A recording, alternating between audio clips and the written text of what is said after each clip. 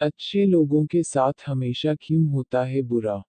भगवद गीता में दिया है श्री कृष्ण ने इसका जवाब। जो लोग अच्छे काम करते हैं और हमेशा सबका अच्छा सोचते हैं, वो ही लोग जीवन में सबसे अधिक परेशान रहते हैं। वहीं जो लोग बुरे काम करते हैं वो अपना जीवन खुशी और चैन से जी रहे होते हैं। अच्छे काम करने वालों को आखिर इतनी परीक्षा क्यों देनी पड़ती है? अगर आपके मन में भी यह सवाल कभी आया हो तो आज हम आपको इसका जवाब देंगे। ये जवाब वो है जो भगवद गीता में लिखा है और श्री कृष्ण ने अर्जुन को दिया था। भगवद गीता में वर्णित कथा के अनुसार जब भी अर्जुन के मन में कोई दुविधा उत्पन्न होती थी तो वो श्री कृष्ण के पास पहुंच जाते थे। एक बार की बात है, अर्जुन श्री कृष्ण के पास जाकर कहते हैं कि वो किसी बात को लेकर परेशान है और इसका जवाब वो श्री कृष्ण से चाहते हैं। श्री कृष्ण ने पूछा, सवाल क्या है? अर्जुन ने कहा, मुझे यह जानना है कि अच्छे लोगों के साथ हमेशा बुरा ही क्यों होता है, वहीं बुरे लोग खुशहाल होते हैं। अर्जुन के मुंह से ऐसी बातें सुनकर श्री कृष्ण मुस्कुराए और श्री कृष्ण ने अर्जुन से कहा, पार्थ मैं तुम्हें एक कथा सुनाता हूँ, उसे सुनकर तुम समझ जाओगे कि हर प्राणी को उसके कर्म के हिसाब से ही फल मिलता है। प्रकृति हर किसी को अपनी राह चुनने का मौका देती है, अब वो मनुष्य की इच्छा पर निर्भर करता है कि उसे धर्म की राह चुननी है या अधर्म की। कथा शुरू करते हुए श्री कृष्ण ने कहा, एक नगर में दो पुरुष रहते थे। एक पुरुष व्यापारी था जिसके जीवन में धर्म की बहुत महत्ता थी। वह पूजा पाठ में यकीन रखता था। वह हर रोज मंदिर जाता था और दान धर्म भी करता था और हर रोज भगवान की पूजा करता था। वहीं दूसरा पुरुष बिल्कुल विपरीत था, वह हर रोज मंदिर तो जाता था लेकिन पूजा करने नहीं बल्कि मंदिर के बाहर से जूते चप्पल चुराने।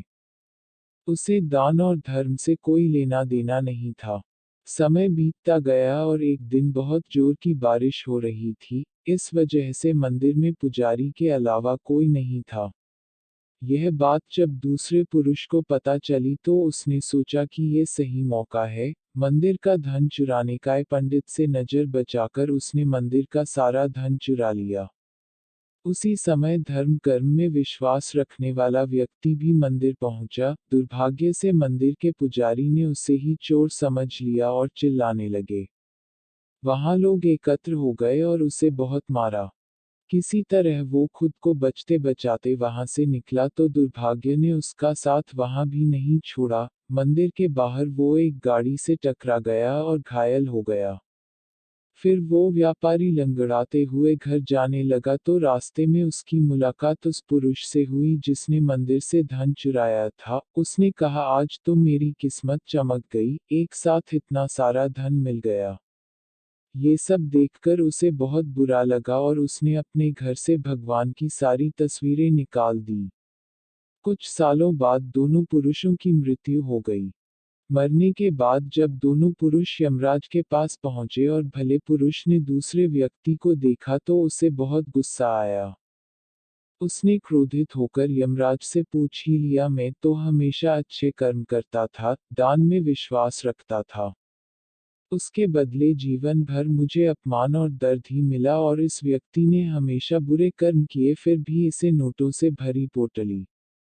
आखिर ऐसा भेदभाव क्यों? इस पर यमराज ने कहा, पुत्र तुम गलत समझ रहे हो। जिस दिन तुम्हारी गाड़ी से टक्कर हुई थी, वो दिन तुम्हारे जीवन का आखिरी दिन था। परंतु तुम्हारे अच्छे कर्मों की वजह से तुम्हारी मौत सिर्फ एक छोटी से चोट में बदल गई। तुम इस दुष्ट व्यक्ति के बारे में जानना चाहते हो, दरअसल इसके भाग्य में राजयोग था, मगर इसके कुकर्मों और अधर्म की वजह से वो सिर्फ एक छोटी सी धन की पोटली में बदल गया। कथा सुनाने के बाद श्री कृष्ण अर्जुन से कहते हैं, क्या अब तुम्हें तुम्हारे सवाल का जवाब मिल गया? ऐसा सोचना कि भगवान तुम्हारे कर्मों को नजरअंदाज कर रहे हैं, ये बिल्कुल भी सत्य नहीं है। भगवान हमें कब क्या किस रूप में दे रहा है मनुष्य को समझ में नहीं आता है। मगर आप अच्छे कर्म करते रहें तो भगवान की कृपा हमेशा बनी रहती है। इसलिए अपने अच्छे कर्मों को बदलना नहीं चाहिए, क्योंकि उसका फल हमें इसी जीवन में मिलता है।